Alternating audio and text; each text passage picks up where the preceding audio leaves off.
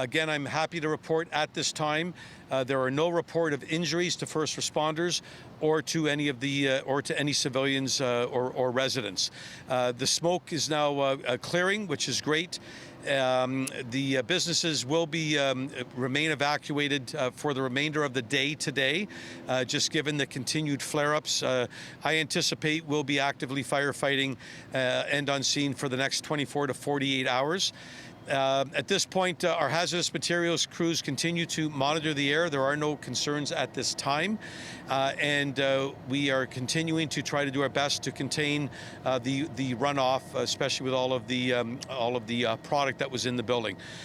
Again, this came in just after 1:30 this morning at the height. It ended up being a 6-alarm fire with over 30 Toronto Fire apparatus, well over 100 women and men from the Toronto Fire Service, along with our colleagues at the Toronto Police Service and Toronto Paramedic Services. So I want to extend our deepest thanks to our colleagues for their assistance this early morning, and extend my deepest appreciation to our staff. They had an extreme challenge this morning. I spoke to the first in crews, and it was one of the more significant fires that we have seen in the city in the last number of years. So the women and men just did an outstanding job.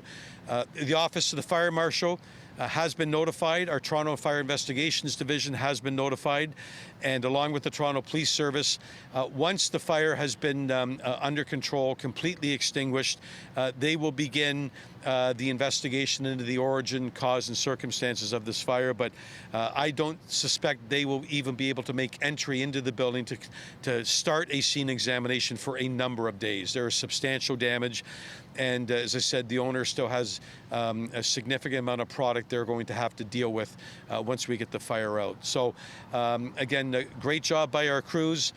I want to thank the residents around this scene today for the inconvenience. Obviously the majority of the streets here have been blocked off to assist us in this operation, and we want to thank them for their patience, especially during the early morning rush. So we would do our best with our colleagues at the police service to try to have roads open as soon as possible.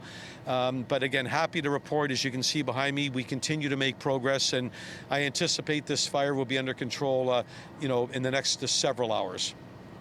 You said that there's no concern about the air quality. Can you elaborate on that? So, our hazardous materials teams have been on site since the early morning.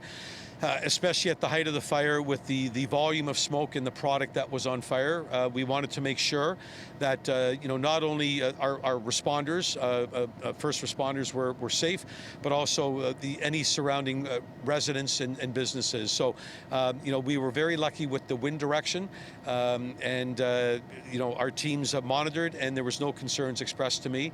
And as you can see now, it is dissipated now. We did provide advice, both the Toronto Police Service and the Toronto Fire Service, to residents when the wind was blowing southeast at the height of the fire, to keep their windows closed and to seek attention or call 911 if there was any medical distress. And to my knowledge, we did not receive any calls. So, considering what we were forced to deal with early this morning, we collectively we're in a very good place, or much better place right now. What's going to be the challenge throughout this day in terms of the operations going on? So we will be on site for the next 24 to 48 hours without question. We're downsizing right now. So the incident commander is releasing the evening crews.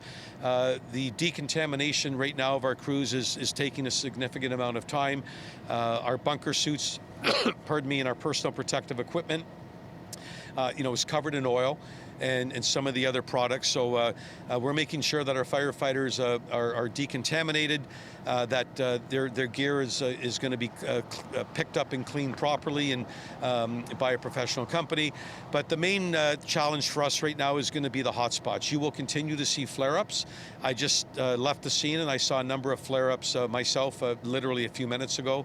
That is not uncommon, and that will continue to happen. But we have the building surrounded with our elevated devices and our master streams. And at this point, we will just continue to pour water into the building. We will continue to monitor hotspots, but we will be in active operations without question, today and probably well into tomorrow.